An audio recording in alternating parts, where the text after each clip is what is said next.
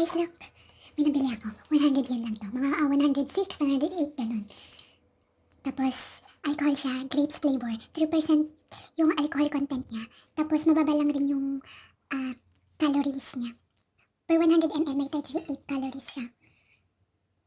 Tapos ito, melon flavored yung alcohol.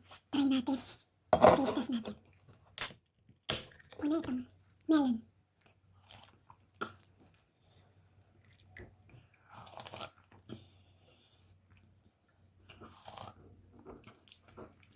Hindi ganun kalasa yung melon niya.